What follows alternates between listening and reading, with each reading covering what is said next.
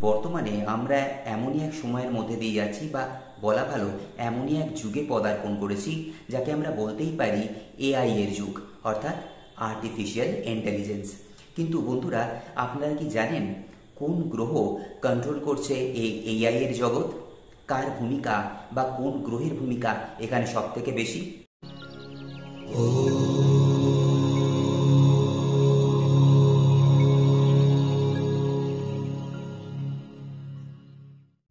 নমস্কার বন্ধুরা, আমি অ্যাস্ট্রোলজার শ্রী সৌমেন, আর আপনাদের সবাইকে আমার এই চ্যানেল টাচ অফ ডিভাইনে স্বাগত। বন্ধুরা, বর্তমান সময়ে আমরা বলতেই পারি এই সময়টাকে যে এটা একটা এআই এর যুগ, অর্থাৎ আর্টিফিশিয়াল ইন্টেলিজেন্স। প্রত্যেকটা ক্ষেত্রেই আমরা কিন্তু এখন দেখতে পাচ্ছি এআই এর অ্যাপ্লিকেশন। আপনি হয়তো একটা সাধারণ ফটোকে ডেভেলপ করছেন, তাকে রিটাচ করছেন এআই এর মাধ্যমে। কেউ বা সেখানে হয়তো মিউজিক কম্পোজ করছে এই এআই এর মাধ্যমে। কেউ হয়তো তার মনের চিন্তা ভাবনাকে ছবি আকারে ফুটিয়ে তুলছে এই এআই এর মাধ্যমে। আবার এখন মানুষের শরীরের রোগ, সেটাকেও কিন্তু ডায়াগনোসিস করা হচ্ছে, সেটাকে বের করা হচ্ছে এআই এর মাধ্যমে। তো সব জায়গায় কিন্তু আমরা এই এআই এর অ্যাপ্লিকেশন দেখতে পাই। একটা সময় যেটা আমরা হলিউড সিনেমাতে হয়তো দেখতাম, সেটা কিন্তু বাস্তবে আমরা এখন সম্মুখে আমরা সেটাকে কিন্তু দেখতে পাচ্ছি, সেই সমস্ত জিনিসগুলোর অ্যাপ্লিকেশন। কিন্তু অনেকেই হয়তো আমরা জানি না যে এই এআই এর জগৎ সব থেকে বেশি কোন গ্রহ কন্ট্রোল করছে, বা কোন গ্রহের প্রভাব এখানে সব থেকে কিন্তু বেশি থাকে। আপনারা কি জানেন? Any guess? বুধ, শনি, কি মনে হচ্ছে?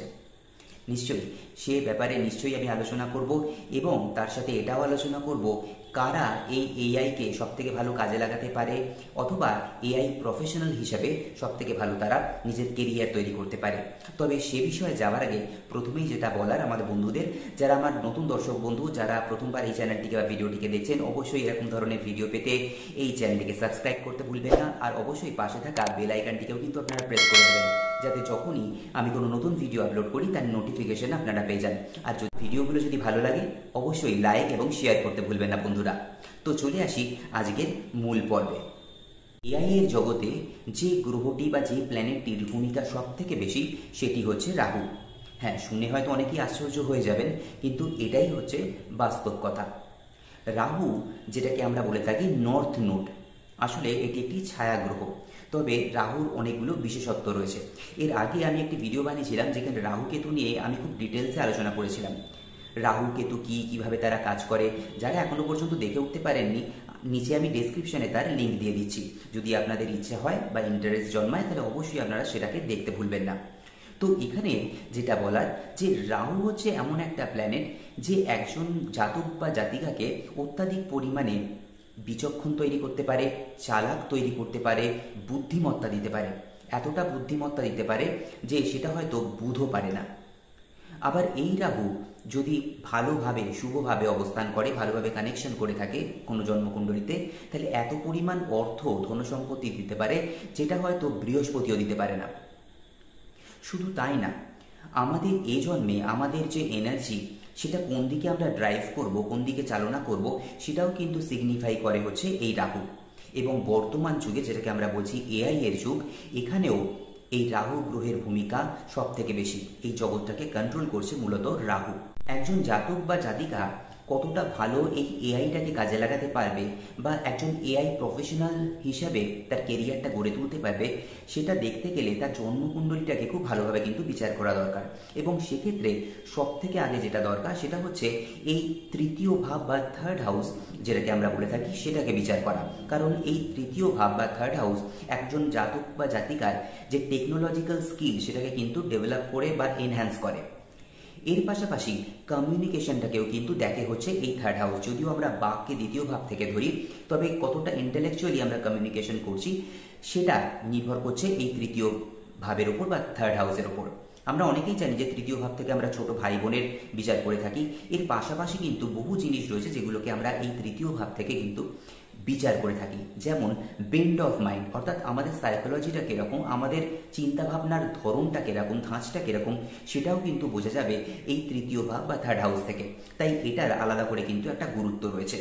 এর পাশাপাশি এই যে বললাম এআই, অর্থাৎ এআই কন্টেন্ট ক্রিয়েশন, এআই নিয়ে চিন্তা করার, কন্টেন্ট নিয়ে, সেই বিষয়গুলো কিন্তু পুরোটাই নির্ভর করছে এই থার্ড হাউসের ওপর।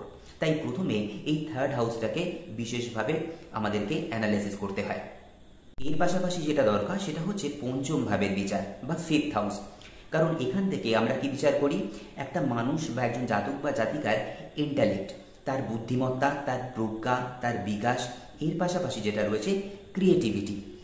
এবং যেহেতু আমরা এআই নিয়ে আলোচনা করছি, তাহলে এক্ষেত্রে কী ধরনের আমাদের ক্রিয়েটিভিটি দরকার, সেটা হচ্ছে প্রোগ্রামিং করা, কোডিং করা, ডিকোডিং করা, গেমিং, এরকম ধরনের জিনিসগুলো কিন্তু বিচার হবে এই পঞ্চম ভাব থেকে।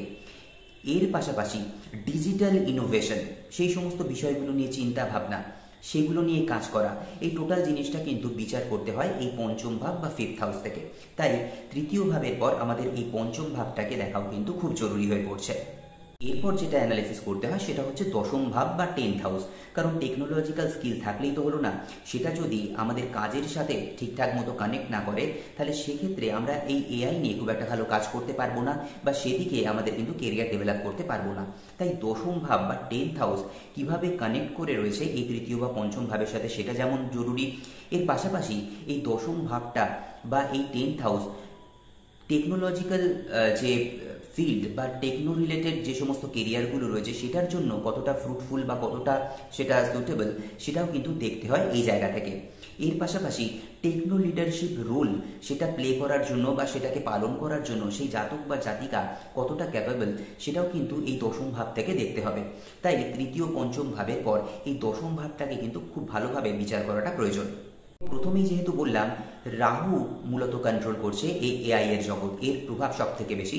তাই এই জাতক জাতিকা জন্মকুণ্ডলিতে রাহু কিভাবে বসে রয়েছে বা কানেক্ট করে রয়েছে সেটা দেখাটাও কিন্তু খুব জরুরি। রাহু যদি মিথুন রাশিতে অবস্থান করে অথবা কুম্ভ রাশিতে অবস্থান করে, এরকম ধরনের জাতক জাতিকা এআই নিয়ে খুব ভালো কাজ করতে পারবে, অর্থাৎ আর্টিফিশিয়াল ইন্টেলিজেন্স। এর পাশাপাশি নেটওয়ার্কিং নিয়েও কিন্তু তারা খুব ভালো কাজ করতে পারে। এর পাশাপাশি ফিউচারিস্টিক থিঙ্কিং, অর্থাৎ ভবিষ্যৎ পরিকল্পনা বা ভবিষ্যৎ নিয়ে চিন্তাভাবনা বা সেই অনুযায়ী কাজ করা এআই নিয়ে, সেগুলো কিন্তু তাদের দ্বারা সব থেকে ভালোভাবে সম্ভব। এছাড়া রাহু যদি কন্যা রাশিতে অবস্থান করে, তাহলে সেক্ষেত্রে জাতক বা জাতিকাকে কিন্তু খুব শার্প একটা মাইন্ড দেয়, খুব শার্প একটা ইন্টেলেক্ট দেয়। তো এটাও কিন্তু একটা প্লাস পয়েন্ট। এইরকম ধরনের জাতক জাতিকারা এআই নিয়ে খুব ভালো কাজ করতে পারে। এছাড়া এরা কিন্তু খুব ভালো প্রোগ্রামিং করতে পারে।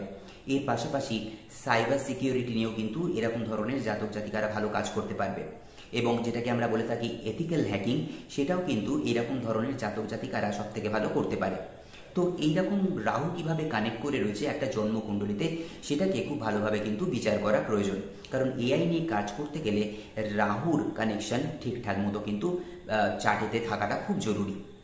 এর সাথে জাতক জাতিকা জন্মকুণ্ডলিতে যদি বুধ এবং শনি গ্রহ খুব স্ট্রং থাকে, পাওয়ারফুল থাকে, শুভ ভাবে থাকে, ভালোভাবে কানেক্ট করে থাকে, তাহলে এরকম ধরনের যে গুণাবলীগুলি সেগুলো আরও বেশি অ্যাম্পলিফাই হয়, আরও বেশি ভালোভাবে সেগুলো বেরিয়ে আসে।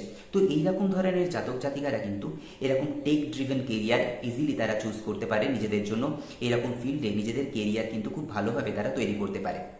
তো এই গেল হচ্ছে বন্ধুরা আজকের ভিডিও। আশা করছি ভিডিওটা ভালো লেগেছে আপনাদের। যদি ভিডিওগুলো ভালো লাগে অবশ্যই লাইক এবং শেয়ার করতে ভুলবেন না। আর যদি আপনাদের কোনো প্রশ্ন থেকে থাকে, যদি কোনো কোয়ারি থাকে, অবশ্যই নিচে কমেন্ট সেকশনে লিখে জানান। আমি নিশ্চয়ই চেষ্টা করব আপনাদের সেই সমস্ত প্রশ্নের উত্তর দেবার। তো সবাই ভালো থাকুন, সুস্থ থাকুন, দেখা হবে পরবর্তী ভিডিওতে। নমস্কার।